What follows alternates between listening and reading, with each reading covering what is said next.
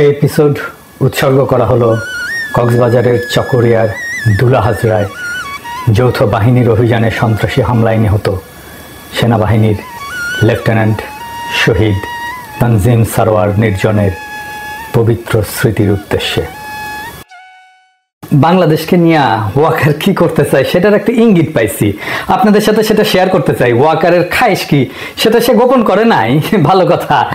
বাংলাদেশ কলে ওই পথেই যাইতেছে। আজকের এপিসোড শেষ হলে বুঝতে পারবেন যে বাংলাদেশে সিসির মতো একটা সামরিক শাসনের সম্ভাবনা তৈরি হইতেছে। সেই সরকারের প্রেসিডেন্ট হয়তো প্রফেসর ইউনূসই থাকবে। এটা ওয়েস্ট খুশি, মানে পশ্চিম খুশি, ইন্ডিয়া খুশি, আমেরিকা খুশি, ইউরোপ খুশি, আওয়ামী লীগও খুশি, বাঙ্গু এলিটেরাও খুশি থাকবে। কিন্তু গণতান্ত্রিক বাংলাদেশ গড়ার লড়াইয়ে যারা ছিলাম তাদের আরেকটা দুর্বিষহ ভবিষ্যৎ লড়াইয়ের জন্য তৈরি হইতে হবে। কেন আমার মনে হচ্ছে বাংলাদেশের সিসির মতো শাসনের বিপদ আছে সেটা আমি 5টা অংশে ব্যাখ্যা করব আজকের এপিসোডে। আমাদের লক্ষ্য হবে সিসির মতো শাসনের সম্ভাবনাকে রুখে দেওয়া। রাজনৈতিক দলগুলোর উচিত এই বিপদ সম্পর্কে ওয়াকিবহাল থাকা এবং সেনা প্রধানেরও জানা উচিত আমরা সজাগ আছি, চেতন আছি, হবার লয়।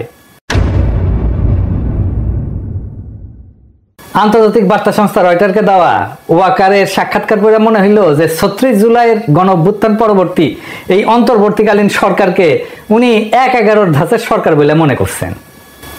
এই ভদ্রলোক নিজের আর এক জেনারেল মঈন ভাবছেন। তা না হইলে একজন সরকারি কর্মকর্তা হইয়া কোন ক্ষমতার জোরে এবং কোন সাহসে কার অনুমতি নিয়ে সংবাদ মাধ্যমে বক্তব্য দিলেন? সরকারি কর্মচারী হিসেবে উনার তো প্রধান উপদেষ্টার অনুমতি নিয়ে বক্তব্য দেওয়ার কথা, ঠিক কিনা? রাষ্ট্র, রাজনীতি এবং দেশের সর্বশেষ পরিস্থিতি নিয়ে সরকারের মন্ত্রী পরিষদ বিভাগের সচিব, পুলিশের আইজিবি, নৌবাহিনীর প্রধান, বিমান বাহিনীর প্রধান অথবা প্রধান বিচারপতি কি প্রকাশ্যে গণমাধ্যমে বিবৃতি সাক্ষাৎকার দিতে পারবেন? পারবেন না। উনি কেমনে দিলেন? কোন অধিকারে?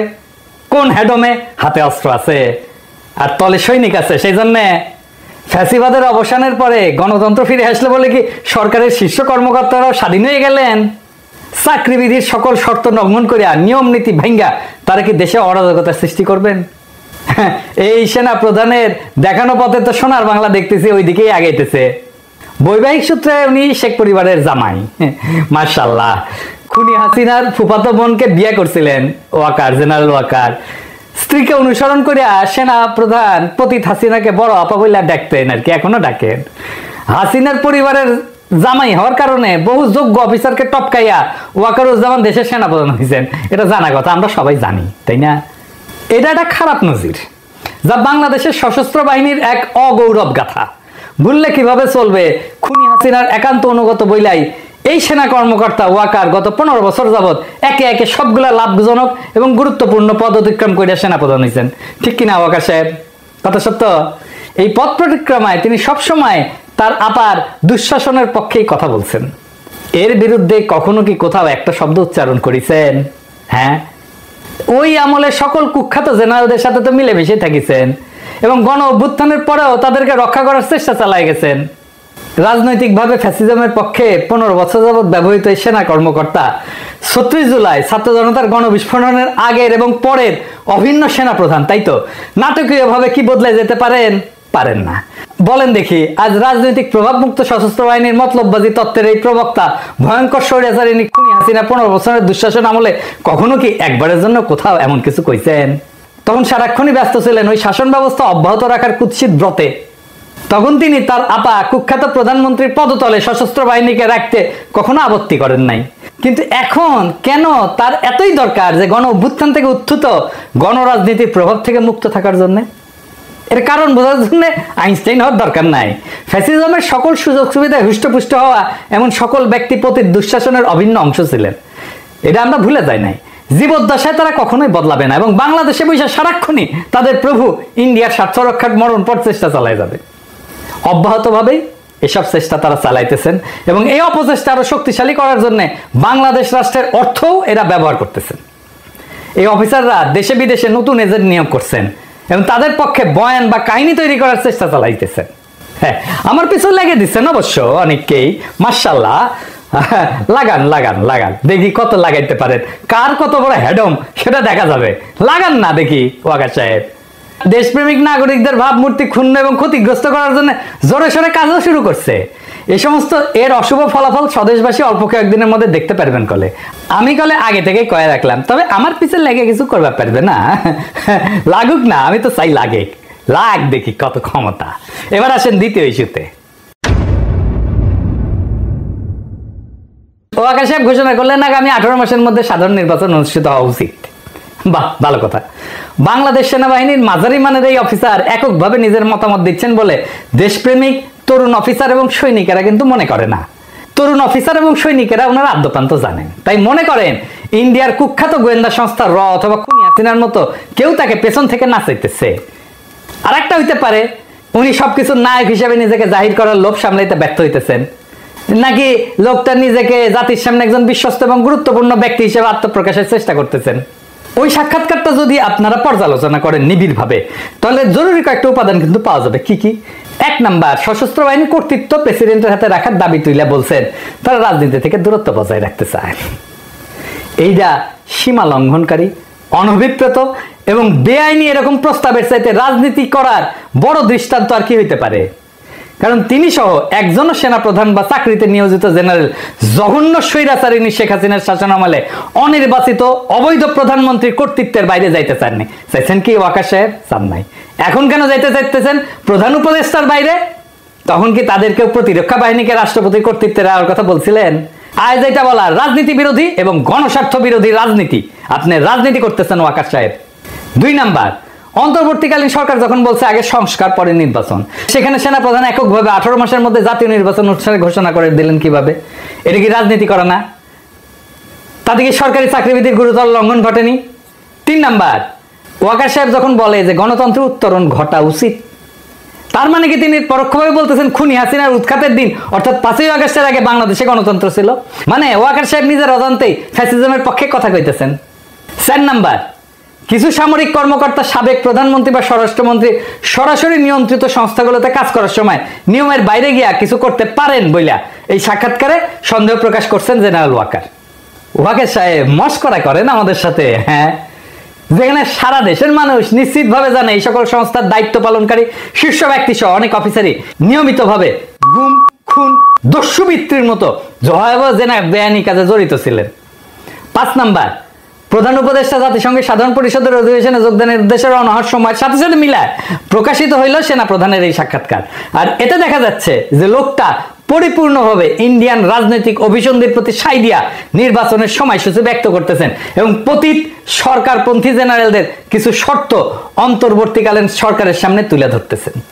চাকরিবিধি লঙ্ঘন করে এমন ঔদ্ধত্যপূর্ণ আচরণের জন্য সেনাপ্রধানের বিরুদ্ধে ডক্টর মোহাম্মদ ইউনূস কি কোনো শাস্তিমূলক ব্যবস্থা গ্রহণ করবেন? হ্যাঁ, পারবেন না আপনি করতে। সেই জন্য আমি মনে করি যদি সেটা না করেন তাহলে তাকে এখন থেকে এই সমস্ত গণবিরোধী জেনারেলদের শর্তেই দেশ পরিচালনা করতে হবে। আমার প্রফেসর ইউনূসকে নিয়ে এইটা সবচেয়ে বড় অভিযোগ। কেন এটা আমি আবার বলবো, আবার আরো ব্যাখ্যা করে বলবো যে প্রফেসর ইউনূস সেনাবাহিনীর এই দুর্বৃত্তগুলো ইচ্ছা অনুসারে দেশ চালাইতেছে। বিএনপি, জামাত, বৈষম্য বিরোধী ছাত্র আন্দোলন সহ গণ অভ্যুত্থানে অংশগ্রহণকারী সকল দল, সংস্থা এবং পক্ষকে এই নতুন বাস্তবতা কিন্তু বুঝতে হবে এবং এর বিরুদ্ধে ঐক্যবদ্ধভাবে রুখে দাঁড়াইতে হবে। তা না করতে পারলে ভিন্ন রূপে ডেলে সাজানো ফ্যাসিবাদের নবছায়া গণতন্ত্র শূন্যতা, অধিকারহীনতার মধ্যে ইন্ডিয়ার কর্তৃত্বের অধীনে বসবাস করতে হবে। আমি বলে রাখলাম, লিখে রাখতে পারেন। এইবার আসেন তৃতীয় ইস্যুতে। ওয়াকার সাহেব যখন নিজের এখতিয়ারের বাইরে বিষয় নিয়ে নিয়ম নীতির সকল সীমা লঙ্ঘন করে কথা বলেন, দেখা যাচ্ছে আমাদের মিডিয়া তখন তা তুলে ধরতে ভয় বা লজ্জা পাইতেছে। লজ্জা নারীর ভূষণ এবং প্রথম আলো ডেইলি স্টারের ভূষণ। কিন্তু এটা কেন হবে? গণমাধ্যম কি এখনো খুনি হাসিনার শাসনামলে গড়ে ওঠা ভীতির পুরানো মানসিকতার রাজত্বে বসবাস করতেছেন, নাকি তারা জেনারেল ওয়াকারকে খুনি হাসিনার বনজামাই ভাইবা এখনো সন্ত্রস্ত থাকে, তাকে সমীহ করে? আচ্ছা, আরেকটা জিনিস বলি, আপনারা বলেন তো দেখি, জেনারেল ওয়াকার সামরিক বাহিনী সম্পর্কিত কমান্ড, নিয়ন্ত্রণ কাঠামো এবং নিয়ম নীতি সম্পর্কে কি অবগত না? যদি তা না হইয়া থাকে তাহলে কিভাবে তিনি ডিজিএফআই, এনএসআই, এনটিএমসি এইগুলোর মতো সংগঠনগুলোতে নিজের নিয়ন্ত্রণে নিলেন? নিজের নিয়ন্ত্রণে নিছেন এরা, জানেন তো? আদতে এগুলোর নিয়ন্ত্রণ প্রধান উপদেষ্টার হাতে থাকার কথা। তো প্রফেসর ইউনূসকে অতিরিক্ত কাদের বোঝা মনে করে এগুলোর দায়িত্ব সেনাপ্রধানকে সামলাইতে দিচ্ছেন। শুধু তাই না, ডিজি, বিজিবি, ডিজি আনসার, র্যাবের অফিসাররা কেন স্বরাষ্ট্র উপদেষ্টাকে টপকায় বা উপেক্ষা করে সেনা প্রধানের কাছ থেকে নির্দেশ নিতেছেন জানেন নাকি? এটা কিন্তু হইতেছে দাপ্তরিকভাবে মূল বস প্রধান উপদেষ্টা হওয়ার পরেও সশস্ত্র বাহিনী বিভাগের প্রিন্সিপাল স্টাফ অফিসার কেন সেনা প্রধানের কাছ থেকে সিদ্ধান্ত নেন? প্রধানমন্ত্রী বা প্রধান উপদেষ্টার পরিবর্তে রাষ্ট্রপতির হাতে সশস্ত্র বাহিনীর দায়িত্ব রাখার পরামর্শ দেওয়ার ক্ষমতা জেনারেল ওয়াকারকে কে দিছে? তিনি কি সংবিধান সংস্কারের জন্য গঠিত কমিশনকে প্রচ্ছন্নভাবে দিক নির্দেশনা বা হুকুম দিতেছেন? দেখা যাক আমাদের সেই প্রবাসী পণ্ডিত আলী রিয়াজ কার সাথে আপোষ করেন, কাকে ভয় পান এবং কার ইঙ্গিতে উদ্বস করেন দেখবনি আমরা। বর্তমানে এটা স্পষ্ট যে সশস্ত্র বাহিনীর উপরে প্রফেসর ইউনূসের কোনো নিয়ন্ত্রণ নাই। আমার এইটা চিন্তা, এবং আমি প্রফেসর ইউনূসকে প্রথম থেকে বলে আসতেছি আপনার নিয়ন্ত্রণ নিরঙ্কুশ করেন, আমরা সমর্থন দেব বলে আসছি কিন্তু। এবং এটার ফলেই জেনারেল ওয়াকার প্রকাশ্যে এসে অনবরত বিভিন্ন বিতর্কিত বিবৃতি দিচ্ছে, ফলে পরিস্থিতি ক্রমশই ঘোলাটে হচ্ছে। রয়টার্সের সঙ্গে জেনারেল ওয়াকারের সাক্ষাৎকারে যে চিন্তাটা জনমনে সবচেয়ে বেশি ধাক্কা দিছে তা হইল রাষ্ট্রপতি এবং প্রধানমন্ত্রীর ক্ষমতার ভারসাম্য রাখা এবং সশস্ত্র বাহিনী রাষ্ট্রপতির অধীনে থাকা। কল্পনা করেন সশস্ত্র বাহিনীর নিয়ন্ত্রণ গণতান্ত্রিক ধারায় অবাধ এবং সুষ্ঠু নিরপেক্ষভাবে নির্বাচিত সরকারের অধীনে নাই, আছে একজন মনোনীত রাষ্ট্রপতির হাতে, চুপ্পুর মতো লোকের হাতে। সেই সরকার কি কখনো স্বাধীনভাবে চলতে পারবে? বাংলাদেশে পাকিস্তানের চিহ্ন দেখতে পারতেছেন না? ইমরান খানের যে দশা হয়েছিল এরকম হবে না? পাকিস্তানের মতো জেনারেল সাহেবদের গুতায় জনগণের ভোটে নির্বাচিত রাজনীতিবিদদের শাসন কি কখনো কার্যকর হবে? হবে না। ঠিক ওইটাই চাইতেছে ওয়াকার। আমাদের মতে এটা ভীষণ বিপজ্জনক একটা প্রস্তাব। আপনি মহা অন্যায় করছেন ওয়াকার সাহেব এই প্রস্তাব দিয়া। আপনি ভাইবেন না আপনার চালাকি আমরা ধরতে পারবো না। আপনার ডালে ডালে চলেন, আমরা পাতায় পাতায় চলি। ওয়াকার সাহেব পলিটিক্স করে আসা লোক, বহুত দিনের, 18 বছর বয়স থেকে পলিটিক্স করি, আর আপনি 18 বছর বয়স থেকে লেফট রাইট করেন। আঙ্গের সাথে চালাকি করবেন না, চালাকি ধরে ফেলবো। চালাকি ধরে ফেলা আমি ছাড়াও মেলা লোক আছে। হ্যাঁ, পরে আবার চিন্তা করেন না যে পিনাকিটা সরাই দিলে আবার ভালো হয়ে যাবে, না, আমি ছাড়া মেলা লোক আছে, ওগুলো ধরে ফেলবে। তো আমার মনে হয় যে ভবিষ্যতের এই সমস্ত বিকল্প পথ মাথায় রেখে শাসক জেনারেল সাহেবেরা 5 আগস্ট হাসিনার নিরাপদ পলায়ন নিশ্চিত করছিলেন। তারা এটা করতে গিয়া বাংলাদেশ রাষ্ট্রের নিরাপত্তার প্রশ্নে যে সমস্ত আপোষ এবং স্বার্থহানিকর অঘটন ঘটাইছেন তা নিয়ে তরুণ অফিসার এবং সৈনিকদের সামনে কিছু প্রশ্ন উত্থাপন করা জরুরি। কি কি সেই প্রশ্ন? 1 নাম্বার, একটা দেশবাসীর উদ্দেশ্যে একটা পরিকল্পিত নাটক প্রচার করা হয়। দেশবাসীর উদ্দেশ্যে বলা হয়েছিল যে বিক্ষুব্ধ জনতা গণভবনের দিকে আগায় আসতেছিল বলে মাত্র 45 মিনিট সময় বেঁধে দেওয়া হয় হাসিনাকে। এই সময়ের মধ্যে পদত্যাগ করে হাসিনা সামরিক হেলিকপ্টার করে দেশ ছাড়ে। কিন্তু নাটকটি সময়ের ফ্রেমে বিশ্বাসযোগ্যতা হারায়। এটা নিছক 45 মিনিটের নাটক ছিল না, হুট করে কিছু হয়নি। জবনিকা পাতের বেশ কয়েক ঘন্টা আগে থেকে এই নাটক সাজানো হয়েছিল, যার প্রত্যেকটা মিনিটের হিসাব এবং বিবরণ এবং ঘটনার বিস্তারিত অবশ্যই আছে। কখন হয়েছিল এই নিরাপদ পলায়ন নাটকের প্লট রচনা? কে বা কারা এটা তৈরি করছিল? এর সাথে কি ইন্ডিয়া জড়িত? প্রতিবেশীদের সঙ্গে আতাত করে সফল সমন্বয় ঘটায় কি খুনি হাসিনাকে দিল্লিতে পাঠানো হইল? 2 নাম্বার, 5 আগস্ট হাসিনা পদত্যাগ করলে তার সরকার কার্যত বিলীন হইয়া যায়। তখন রাষ্ট্রপতি ছাড়া এমন কোন কার্যকর রাজনৈতিক শাসন বা কর্তৃত্ব ছিলেন না যিনি এই পলায়ন অনুমোদন করবেন। তিনি কি হাসিনার সেফ ইভাকুয়েশন নিশ্চিত করছেন? পদত্যাগের পর সামরিক বিমানে চড়া দেশ ত্যাগ কি হাসিনার জন্য বৈধ ছিল? গণভবনের পেছনে এসা হেলিকপ্টার চড়া কুর্মিটোলা বিমান ঘাটিতে, সেইখান থেকে C-130 বিমানে চড়াই সীমান্ত পাড়ি দেয়া ফ্যাসিস্ট হাসিনাকে দিল্লি নিয়ে যেতে কে নির্দেশ দিয়েছিলেন? বিমান বাহিনী প্রধান। বিমান বাহিনী প্রধান কি একাই এই অপরাধপূর্ণ সিদ্ধান্ত নিয়েছিলেন, নাকি অপরাপর চেইন অফ কমান্ড বা সার্ভিস চিফদের সাথে পরামর্শ করে এই অপকর্মটা সম্পন্ন করছিলেন? 3 নাম্বার, ওই যে নাগরিক টিভিতে সাকিবের সাথে টেলিফোনে কথা বলার সময় ওয়াকার সাহেব একটা প্রকাশ্য বিবৃতি দিয়েছেন, সেখানে বলছেন হাসিনার দেশ ত্যাগের খবরটা তিনি কারো কাছ থেকে শুনছেন। শুনেন কি বলে। প্রথম কথা হচ্ছে যে আমি তো পলিটিক্যাল পার্টিগুলোর সাথে ডিসকাশন করছিলাম, তখন আমাকে somebody say যে উনি তো চলে যাচ্ছে, উনি is on the runway, he has taken off. জি, তো এটা আমি জানতাম না যে that she is leaving the country. কেউ কইলো, শুনলেন তো? সেই সময়টাতে নাকি তিনি সকল রাজনৈতিক দলের নেতা, ছাত্র নেতা এবং নাগরিক সমাজের ব্যক্তিদের সাথে সেনা সদরে ছিলেন।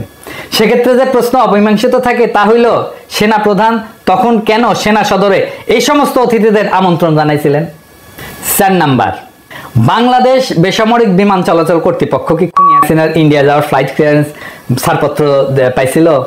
যদি না পাইয়া থাকে তাহলে খুনি পালালো কার সহায়তায়? পলায়নরত স্বৈরাচারিণীর বিমানের ট্রান্সপন্ডার কেন বাংলাদেশের আকাশ সীমা অতিক্রম করা পর্যন্ত বন্ধ রাখা হয়েছিল? এতে কি ওই বিমানে থাকা সকল যাত্রীর জীবন বিপন্ন হওয়ার হুমকির মধ্যে ছিল না? 5 নাম্বার, ফ্লাইটে হাসিনার সঙ্গে আর কে কে ছিল? ওই আরোহী তালিকা কোথায়? ক্রু কারা ছিল? এসএসএফ এর কে কে পিজিআর এর কোন সদস্যরা খনির সঙ্গে উঠছিল? ওই বিমানে থাকা সব যাত্রী কি বৈধ ভিসা ছিল? 6 নাম্বার, পালানোর নিরাপদ পথ তৈরি করে দিতে ইন্ডিয়ার সঙ্গে যোগাযোগটা কে করে দিছিল? এই আলোচনার মধ্যস্থতা কে করছিল? খুনি হাসিনার নিরাপদ পালানোর বিষয়ে রাজনৈতিক দলের নেতা, ছাত্রনেতা এবং নাগরিক সমাজের কর্তা ব্যক্তিদের মধ্যে কারা সম্মতি দিছিল? আমরা মনে করি এই প্রশ্নগুলোর উত্তর জানা খুবই গুরুত্বপূর্ণ কর্তব্য। বাংলাদেশের নাগরিকদের, বিশেষ করে আন্দোলনে অংশগ্রহণের ছাত্র জনতা, জুনিয়র অফিসার এবং সৈনিকদের এই সমস্ত তথ্য জানার অধিকার আছে। অথচ এখন পর্যন্ত ডক্টর মোহাম্মদ ইউনূসের অলস, অকেজো, অথর্ব, বুইড়া হাবরার অন্তর্বর্তী সরকার এই বিষয়ে সম্পূর্ণ নীরব। এইবার আসেন চতুর্থ ইস্যু নিয়ে আলাপ করি। সেনাবাহিনী কি মাতৃভূমি রক্ষা করতে প্রস্তুত? দেশে বড় যে কারণ দেশবাসীর চোখের আড়ালে রাখা হইতেছে তা হইল বাংলাদেশের সীমান্ত এখনো অস্থিতিশীল। সীমান্তের ঠিক ওপারে আরাকান আর্মি এবং মিয়ানমার সরকারি বাহিনীর মধ্যে লড়াই চলমান। রোহিঙ্গারা এখনো নিজের ভূখণ্ডে নির্যাতিত। আজও তাদের দেশ থেকে বাধ্য করা হচ্ছে। আরো শরণার্থী আমাদের দেশের দিকে ঠেলে দেওয়ার অপচেষ্টা অব্যাহত আছে। এই সুযোগে কুকি চীনরা বেশ সক্রিয় হয়েছে। ইন্ডিয়ার মণিপুর, মিজোরাম এবং বার্মার চীন রাজ্যের স্বগোত্রীয়রা আতাতে আমাদের পার্বত্য চট্টগ্রামের বিশাল একটি অংশ নিজেদের বলে দাবি করতেছে। আপনারা সবাই জানেন পিসিজেএসএস এবং ইউপিডিএফ পার্বত্য চট্টগ্রামে নিজেদের নিয়ন্ত্রণ নেওয়ার চেষ্টা করতেছে। সার্বভৌমত্ব রক্ষার প্রশ্নে এমন হুমকি মোকাবেলায় আমাদের সশস্ত্র বাহিনীর পরিকল্পনা এবং প্রস্তুতি কতটুকু তা দেশবাসীর জানা প্রয়োজন। পাশাপাশি ইন্ডিয়া অবিরতভাবে তার বল প্রদর্শন করতেছে। অমিত শাহ এবং রাজনাথ সিং এর নিয়মিত হুমকি স্রেফ ফাঁকা আওয়াজ বইলা উড়িয়ে দেওয়াটা ঠিক না। ডক্টর ইউনূস সরকারের উপর ভারত মোটেও খুশি না, এটা কিন্তু মাথায় রাখেন। বাংলাদেশ আক্রমণ করে ইন্ডিয়া যে তাদের পুতুল হাসিনাকে আবারও ক্ষমতা বসানোর চেষ্টা করবে না এর নিশ্চয়তা আছে কি? কিংবা এমন আশঙ্কা কি কোনো সমরবিদ অস্বীকার করতে পারবেন না। অবশ্য আক্রমণ বা আগ্রাসন বলি তা করতে ইন্ডিয়া বেশ কয়েকটা অজুহাত ধীরে ধীরে উচ্চারণ করে পটভূমি কিন্তু তৈরি করতেছে। যেমন সংখ্যালঘু নির্যাতন, নিপীড়ন, ইসলামী মৌলবাদের উত্থান, ইন্ডিয়া অবৈধ বাংলাদেশের অনুপ্রবেশ ইত্যাদি। এমন হুমকি মোকাবেলায় কি আমাদের সশস্ত্র বাহিনী প্রস্তুত আছে? দেশবাসীর সামনে বুকে হাত রেখে আমরা প্রস্তুত এমন অভয় বাণী দেওয়ার সততা, সাহস কি 3 বাহিনী প্রধানদের আছে? সেনাপ্রধান জেনারেল ওয়াকারুজ্জামান, নৌবাহিনীর প্রধান রিয়ার অ্যাডমিরাল নাজমুল হাসান এবং বিমান বাহিনীর প্রধান মার্শাল হাসান মাহমুদ খান কি দেশবাসীকে পরিপূর্ণ আশ্বাস দিতে সক্ষম যে তারা বহিঃশত্রুকে মোকাবেলার পুরোপুরি তৈরি আছেন? আগে তো এই কাজটা করবেন। বাংলাদেশের রাজনীতি নিয়ে মাথার একেবারে পোকা উঠে গেছে না? নিজের কাজের খবর নাই, রাজনীতির খবর নিয়ে মাথা গরম করে বসে আছেন। খুনি হাসিনার পতনের আগে 19 জুলাই রাতে সারা দেশে কারফিউ জারি এবং সেনা মোতায়েন করছিল তৎকালীন ফ্যাসিস্ট আওয়ামী লীগ সরকার। কিছু দলবাজ আর্মি অফিসার তখন বিক্ষোভরত নিরস্ত্র ছাত্র জনতার দিকে গুলিও ছুটছে, মারাও গেছে ওই গুলিতে। আমাদের কাছে ভিডিও আছে। গণ অভ্যুত্থানের পর প্রতিষ্ঠিত অন্তর্বর্তীকালীন সরকার এখন সেনা কর্মকর্তাদের ম্যাজিস্ট্রেসির ক্ষমতাও দিছে। এমত অবস্থায় জেনারেল ওয়াকার সাহেব কি আমাদের আশ্বস্ত করতে পারবেন তথাকথিত জননিরাপত্তার কাজে দীর্ঘমেয়াদে সেনাবাহিনী মোতায়েন করে রাখার কারণে সেনাদের দেশ রক্ষার মনোবল, লড়াইয়ের পূর্ণ ক্ষমতা এবং দক্ষতা অক্ষুণ্ণ আছে কি? তিনি কি নিশ্চিত করবেন ওনারা সত্যিই রাজনীতি মুক্ত এবং এখন কেবলই দেশ সার্বভৌমত্বের অধিকার রক্ষায় বহিরাগত আগ্রাসন মোকাবেলায় প্রস্তুত? তিনি কি গ্যারান্টি দিতে সক্ষম আমাদের সেনাবাহিনীর প্রশিক্ষণ চক্র, কোর্স ক্যাডার, ইনডোর আউটডোর অনুশীলন, বিশেষজ্ঞ প্রশিক্ষণ সহ সকল পেশাদার কার্যক্রম স্থগিত বা কমানোর পরেও সেনাদের পেশাগত দক্ষতা বজায় আছে? শত্রুর বিরুদ্ধে লড়াই করার জন্য বাংলাদেশকে উপযুক্ত দক্ষতা, প্রশিক্ষিত জনশক্তি, অস্ত্র এবং গোলাবারুদ আছে? সশস্ত্র বাহিনীকে দেশের আভ্যন্তরীণ নিরাপত্তার দায়িত্ব থেকে দ্রুত সরায় যুদ্ধের পর্যায়ে প্রস্তুত করতে কতদিন সময় লাগে তা কি তারা জানেন?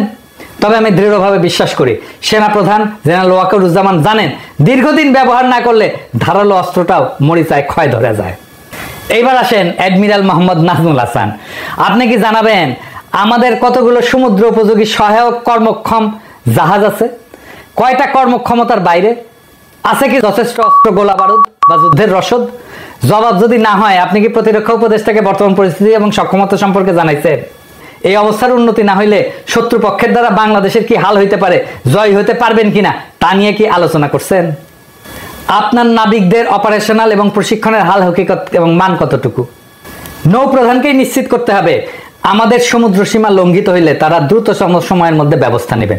মনে আছে না, সেন্ট মার্টিন দ্বীপে বার্মান নৌবাহিনী 7 দিন ধরে গুলি বর্ষণ করার পর সেখানে নৌবাহিনীর জাহাজ পৌঁছেছিল 7 দিন পরে। এটা কিন্তু দেশবাসী জানে।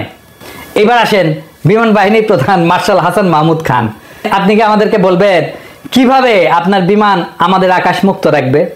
কয়টা উড়বার পারে আর কয়টা পারে না? গত 1 বছরে আপনার অপারেশনাল পাইলটরা কি 30টা ফ্লাইং ঘন্টা আকাশে থাকতে পারছেন? আপনি কি মনে করেন বর্তমান সক্ষমতা নিয়ে শত্রুপক্ষের মুখোমুখি হইতে পারবেন? যদি না পারেন, আপনি কি ডক্টর মোহাম্মদ ইউনূসকে অবহিত করছেন? 3 বাহিনীর প্রধানকে বলতে চাই, এখন আমি কইলে অনেকে কয় আপনি কর কে, আমি কমু। শুনেন, শোনা লাগবে। আপনাদের প্রধান দায়িত্ব বহিরাগত আগ্রাসন মোকাবেলায় প্রস্তুত থাকা। সেই দায়িত্ব ভুলায় বা এড়ায় দেশের আভ্যন্তরীণ জননিরাপত্তার কর্মে, শ্রমে এবং বাহবায় খুশি হওয়া কি পেশাদার সেনার কাজ? দেশ আক্রান্ত হইলে আপনারা কিন্তু ক্ষমা পাইবেন না।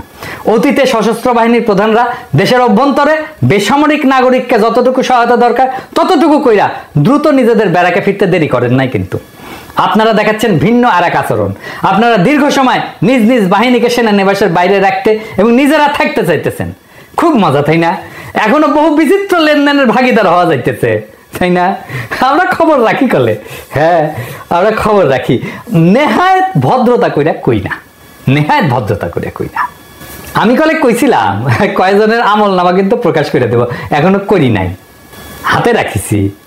সবকিছু দেখাই দিলে তো সবই শেষ, তাই না? তরুণ অফিসার এবং সৈনিকদের আমি বলি, আপনারা নিশ্চয়ই জানেন, তারপরেও বলি, বেসামরিক নাগরিকদের সাথে মিশে যাওয়া এবং তাদের সাথে বাধাবন্ধনহীন ভালো মন্দের গণ আচরণে সংক্রমিত হইয়া অতীতে একাধিকবার সেনাবাহিনীর ইমেজ সংকট কিন্তু দেখা দিছে। এবারও তেমন একটা কিছু কিন্তু ঘটতে যাইতেছে। অকার্যকর পুলিশে অজুহাত ব্যবহার করা হইতেছে সেনাবাহিনীকে অনির্দিষ্টকালের জন্য মোতায়েন রাখার অভিপ্রায় থেকে, যা মেনে নেওয়া কিন্তু যায় না। আমরা মনে করি খুনিরা আড়ালে আছে বলে পুলিশ এখনো ভীত। খুনি শেখ হাসিনার শাসনামলে ইন্ডিয়ার শিকড় কতটা বিস্তৃত হয়েছিল পুলিশ বাহিনীর সকল সদস্যই সেটা জানতেন। আমরা মনে করি তারা সেটা নিয়েও বিচলিত। যতদিন দেশের অভ্যন্তরে জননিরাপত্তার কাজে সেনাবাহিনী মোতায়েন থাকবে ততদিন পুলিশ নিজের পায়ে দাঁড়াইতে পারবে না, তারা গা ছাড়া দিয়া থাকবে। তারা একটু গুছায় ওঠা মাত্রই সেনাবাহিনীকে নিজেদের কাজে ফিরাই নিয়ে যেতে হবে। আমরা পুলিশকে মোটিভেট করব আসার জন্যে, পুলিশের মনোবল বাড়াবো। দরকার হইলে সেনা প্রত্যাহার করা হলে পুলিশ ঠিকই অ্যাকশনে যেতে পারবে। ভাবসাব দেখে মনে হইতেছে অন্তর্বর্তীকালীন সরকার সেনাবাহিনীকে মাঠে রেখে বেশ খুশ মেজাজে আছে। তারা এতে চাইতেছে দেশ রক্ষা বাহিনীর সমাজ রাজনীতির বিভিন্ন নোংরা আবর্জনা এবং জঞ্জালের মধ্যে জড়ায় সরকারকে কলঙ্ক মুক্ত রাখবে। আহারে, এই হইতেছে প্রফেসর ইউনূসের সরকারের বুদ্ধি। উপদেষ্টাদের বুদ্ধি হচ্ছে এই লেভেলে। সশস্ত্র বাহিনী বলছিল না যে 632 জন কে অঘোষিতভাবে লুকায় রাখা এবং পতিত সরকারের কয়েক হাজার খুনি, দাগী, অপরাধী, দুর্বৃত্তকে দেশব্যাপী সেনা ছাউনিতে নিরাপদ আশ্রয় দিছিল। এর জন্য কিন্তু দেশবাসী বিস্মিত এবং ব্যথিত হয়েছিল। পতিত ফ্যাসিস্ট সরকারের বিভিন্ন পর্যায়ের নেতা নেত্রী, সংগঠক, কর্মকর্তাদের নিরাপদে দেশান্তরিত হওয়ার সকল ব্যবস্থা যে সশস্ত্র বাহিনীর একদল শীর্ষ কর্মকর্তা করে দিচ্ছেন তা যেই না জনগণ ক্ষুব্ধ হয়ে উঠছে। কলঙ্কজনক এমন ভয়াবহ ঘটনার কারণে সশস্ত্র বাহিনীর এই 3 প্রধানের প্রতি মানুষের সকল আস্থা ধুলায় মিশে গেছে। ফ্যাসিস্ট সরকারের পতনের পর 3 বাহিনী প্রধানের প্রত্যেকটা পদক্ষেপ থেকে বোঝা যায় সশস্ত্র বাহিনীর বর্তমান নেতৃত্ব দেশপ্রেমিক ভূমিকা রাখতে অক্ষম। দলবাজ, অযোগ্য, অদক্ষ, দুর্নীতিপরায়ণ কর্মকর্তাদের অবসারিত কইরা প্রথমেই তাদের উচিত ছিল আগাছা নির্মূল করা। বিড়াল মারতে হয় প্রথম রাতে, তারপর স্বচ্ছ একটা ব্যবস্থা প্রবর্তন করে দ্রুত সকল শূন্য পদ এবং র্যাঙ্ক পূরণ করা। আমি মনে করি এই ক্ষেত্রে অবসরপ্রাপ্ত সেনা কর্মকর্তা এবং যাদেরকে চাকরি থেকে বাধ্যতামূলক অবসর দিচ্ছেন তাদেরকে পুনর্নিয়োগ এবং চুক্তিভিত্তিক নিয়োগ করা যাইতে পারে। কিন্তু দুঃখজনকভাবে 3 বাহিনীতে দেখা যাচ্ছে ফ্যাসিস্ট শাসনের অনুগামী অফিসারদেরকে এখনো সব পদে বহাল রাখা হয়েছে এবং অনেককে পদোন্নতিও দেওয়া হচ্ছে। অতি দ্রুত এই সমস্ত বন্ধ কইরা এর বিপরীত ধাতা প্রবাহিত যদি না হয় তাহলে যা চলতেছে তার রুখে দাঁড়াইতে হবে তরুণ অফিসার এবং সৈনিকদেরকে। আপনারা আমাদেরকে পাশে পাবেন, জনতাকে আপনাদের পাশে পাবেন, আমরা সে ব্যবস্থা করব। এবার আসেন প্রফেসর ইউনূসের প্রসঙ্গ। জাতিসংঘের সাধারণ পরিষদের বক্তৃতায় প্রফেসর ইউনূস গণ অভ্যুত্থানে সশস্ত্র বাহিনীর ভূমিকাকে অতিরঞ্জিত এবং ভুলভাবে উপস্থাপন করে একে যতই মহিমান্বিত করার চেষ্টা করেন না কেন, তাদের দেশের গণতন্ত্র আইনের জন্য আত্মঘাতী হচ্ছে তা মানুষ অচিরেই বুঝতে পারবে। প্রফেসর ইউনূসের এটা একটা দোষ, বড় দোষ। এই যে ছাত্রদেরকে মাথায় তুললো, এখন সেনাবাহিনীকে মাথায় তুলছে, যার হাতে শক্তি তারই মাথায় তোলে। বুঝছেন, এটা সমস্যা না? আরে নেতা সে, তারে মাথায় তুলছে মানুষ, সে আরেকজনকে মাথায় তুলতেছে যা দেখে কার হাতে শক্তি আছে। ও ওর হাতে শক্তি, ছাত্রদের হাতে, ছাত্রের মাথায় তোলো। ও সেনাবাহিনীর হাতে অস্ত্র আছে, সেনাবাহিনীর মাথায় তোলো। এরপরে দেখবে র্যাবের হাতে আসছে, র্যাবের মাথায় তোলো। এই করতে থাকবে। 12 বছর দীর্ঘ গণ আন্দোলন সংগঠন, ব্যাপক আত্মত্যাগ এবং ভয়াবহ দমন পীড়নের মধ্যেও আন্দোলনকে অব্যাহত রাখা এবং পরিচালনাকারী রাজনৈতিক শক্তির ভূমিকাকে খাটো করার মানসিকতা, এটা আমি বলবো এটা হীন মতলববাজি প্রসূত। খুনি হাসিনার অনুগ্রহ উপভোগকারী প্রতিবেশী রাষ্ট্রের প্রতি অনুগত রাজনৈতিকভাবে অসৎ গুটি কয়েক শীর্ষ সামরিক কর্মকর্তা অর্থাৎ অশুভ এই শক্তির প্রতি আনুগত্য প্রদর্শন ছাড়া এমন বক্তব্যের ভিতরে অন্য কোনো সারবত্তা নাই। প্রফেসর ইউনূস সশস্ত্র বাহিনীর ক্ষমতা তার পিছনে সংগঠিত কইরা দেশের চলমান অরাজনৈতিক শাসন ব্যবস্থা যে দীর্ঘায়িত করতে চাইতেছেন, সেই ইঙ্গিত মিথ্যা দিয়া সত্য গোপন করার এই বক্তব্যের মধ্যে লুকায় আছে। ডক্টর মোহাম্মদ ইউনূসকে বুঝতে হবে আমরা কেন ইন্ডিয়ার আগ্রাসনের হুমকির কথা তুলছি। প্রতিবেশীদের প্রতি নত জানো বাংলাদেশের সশস্ত্র বাহিনীর বর্তমান নেতৃত্ব আত্মসমর্পণের পথ বেছে নেবে। এরা পরিশ্রমকে ভয় পায়, এরা শত্রুকে মোকাবেলা করতে চায় না। মালগুলা নানা সুযোগ সুবিধার দুর্নীতিতে আকণ্ঠ ডুবে গেছে। এই জন্য এরা দেশকে পুনরায় প্রতিবেশীদের কোমল বা প্রচ্ছন্ন নিয়ন্ত্রণের আওতাধীন করে ফেলবে এবং ইসলাম বিদ্বেষী পশ্চিমা সেকুলারিজমের তত্ত্বের ছায় পুনর্বাসিত হবে নব্য আওয়ামী লীগ। বিনিময়ে আপনাকে হয়তো ঘুষ হিসেবে দেওয়া হবে প্রফেসর ইউনূস দেশ শাসন এবং কর্তৃত্বের দীর্ঘস্থায়ী স্বাদ। প্রধান উপদেষ্টা যদি না জানেন এটা তার ব্যর্থতা। সশস্ত্র বাহিনীতে ফ্যাসিস্ট আওয়ামী লীগের স্বার্থ সংশ্লিষ্ট কর্মকর্তারা শপথে অটুট, অক্ষত এবং অক্ষুণ্ণ অবস্থায় আছে। এক একটা দিন যাচ্ছে আর জেনারেল ওয়াকার নিজের কর্তৃত্ব সুসংহত করতেছেন। যদিও দেশে বিদেশে প্রভাব প্রতিপত্তি ডক্টর মোহাম্মদ ইউনূসের ধারে কাছেও নাই ওয়াকারের, তবে শাসক হিসেবে এই সরকার প্রধানের ব্যক্তিত্বে যে বড় ধরনের সমস্যা আছে তা উনার গত 8 সপ্তাহের শাসনে কিন্তু বোঝা গেছে। আরো উপলব্ধি করা গেছে যে সেনা নেতৃত্বের দিকে ঝুঁকে পড়া উনার শাসন বেশ নড়বড়ে এবং ভঙ্গুরি থাকবে, যা বাংলাদেশকে স্থিতিশীলতা দিতে পারবে না। আর সেটাই ইন্ডিয়ার চাওয়া। এমন আয়োজনকে তার ধরে রাখতে তারা সমর্থন যোগাবে। এমন পরিস্থিতি দীর্ঘদিন বিদ্যমান থাকলে জেনারেল এরশাদের মতো একটা নিকৃষ্ট ইন্ডিয়ান এজেন্টকে ক্ষমতায় বসাইতে প্রতিবেশীদের খুব একটা বেগ পেতে হবে না। দেখেন না, কিছু পাবলিক তো আছে এখন ওয়াকার করে জিন্দাবাদ দেয়, যেহেতু হাতে বন্দুক আছে। ওয়াকার নাকি বহুত কিছু করিছে হাসিনা সরার জন্য, খেয়ালই নাই ওই হাসিনা ওর আপা। তো এইরকম করে ক্ষমতা দখল করে উপরন্ত তার পেছনে পশ্চিমাদের সমর্থন জুটাই ফেলতে পারবে। জনধিকৃত হাসিনাকে যদি 15 বছর ক্ষমতায় রাখা যায়, তাহলে একজন মধ্যম মানের জেনারেলকে দিয়ে পরবর্তী 10 বছর বাংলাদেশ শাসন করা যাবে না কেন? এটা ভাববো কেন? জেনারেল 9 বছর শাসন আমলে যেভাবে আওয়ামী লীগ সহ অন্যান্য কিছু বিশেষ দলের সমর্থন পাইছিলেন, সেভাবে জেনারেল ওয়াকার যে সহায়তা পাইতে পারেন সেটার আলামত তো ইতিমধ্যে বাংলাদেশের রাজনীতিতে উঠে দিচ্ছে। আপনি তো দেখেন, আমার কমেন্ট বক্সে যদি জেনারেল ওয়াকারকে কিছু কয় তাইলে এসে ঝেপে পড়ে কিছু লোক, দেখেছেন? এরশাদ দল করেছিল, ওয়াকারও দল করে ফেলবে। আর প্রফেসর ইউনূস আপনি কিন্তু মাথায় রেখেন, আপনার সাথে ইন্ডিয়ার যদি কোনো ঝামেলা হয় আমেরিকা কিন্তু আপনার পক্ষ নিয়ে আগে আসবে না। আপনার বড় বন্ধু হওয়া সত্ত্বেও মার্কিনের পিছু উঠবে। যেভাবে গত জানুয়ারিতে জাতীয় সংসদ নির্বাচনকালে চূড়ান্ত দুঃসময়ে বাংলাদেশকে পরিত্যাগ করছিল তারা। অন্তর্বর্তীকালীন সরকার প্রধানের ব্যক্তিত্বহীনতার মাত্র 8 সপ্তাহের ব্যবধানে সেনা প্রধানের সবচেয়ে বড় দুর্বলতায় পরিণত হয়েছে তার মূল শক্তিতে। জেনারেল ওয়াকারের 2টা ভিন্ন পরিচয় তাকে অদ্ভুত এক সামর্থ্য যোগাইতেছে। একাধারে তিনি সেনাপ্রধান এবং খুনি হাসিনা পরিবারের জামাতা। এটাই বাংলাদেশের এই মুহূর্তে সবচেয়ে বড় ট্র্যাজেডি। ডক্টর মোহাম্মদ ইউনূসের সরকার ইন্ডিয়াকে তোষামত করতেছে আর সেনা প্রধান পদে বসে আছে তাদেরই এক এজেন্ট, আর প্রেসিডেন্ট হয়ে বসে আছে আর এক হাসিনা নির্বাচিত লোক সুপ্পু। গণ অভ্যুত্থান সংগঠনকারী এবং পরিচালনাকারী এবং নেতৃত্ব প্রদানকারী বিশাল আত্মত্যাগে মহিয়ান ছাত্র জনতা সহ সকল আন্দোলনকারী রাজনৈতিক শক্তির সঙ্গে সহায়তা না কইরা ডক্টর মোহাম্মদ ইউনূস আজ ব্যাপকভাবে দুর্নীতিগ্রস্ত সেনা নেতৃত্বের সঙ্গে আঁতাত করেছেন। ঘাতকদের একটা অংশের পক্ষ নিচ্ছেন এবং পতিতদের রাজনৈতিক স্বার্থ দেখিচ্ছেন।